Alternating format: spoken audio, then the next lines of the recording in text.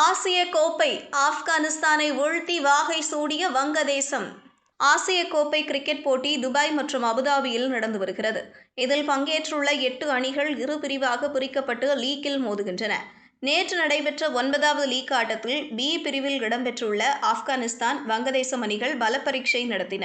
Toss வென்ற வங்கதேசம் batting தேர்வு செய்தது. அதன்படி தொடக்க ஆட்டக்காரர் தன்ஜித் ஹசன் அதிரடியாக ஆடி அரை சதம் கடந்தார். அவர் 31 பந்தில் 52 ரன்கள் குவித்தார். சைப் ஹசன் 30 ரன்கள் எடுத்தார். தௌஹிக் ஹுர்தோய் 26 ரன்கள் எடுத்தார். இறுதியில் வங்கதேசம் அணி நிர்ணயிக்கப்பட்ட 20 ஓவரில் 5 விக்கெட்டுக்கு 154 ரன்கள் எடுத்தது. ஆப்கானிஸ்தானின் ரஷீத் கான், நூர் அகமது தலா 2 விக்கெட் வீழ்த்தினர். இதையடுத்து 155 ரன்கள் எடுத்தால் வெற்றி என்ற இலக்குடன் ஆப்கானிஸ்தான் களமிறங்கியது.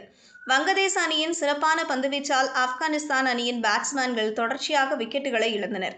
தொடக்க ஆட்டக்காரர்களான அடல் மற்றும் குர்பாஸ் முறையே ரன் எதுவும் எடுக்காமல் மற்றும் 31 ரன்கள் எடுத்த நிலையில் ஆட்டமிழந்தனர். இறுதியில் ஆப்கானிஸ்தான் அணி 20 ஓவர்களின் அனைத்து விக்கெட்டுகளையும் இழந்தது. 146 ரன்கள் மட்டுமே எடுத்தது. இதன் விளைவாக வங்கதேச அணி 8 ரன்கள் வித்தியாசத்தில் வெற்றி பெற்றது.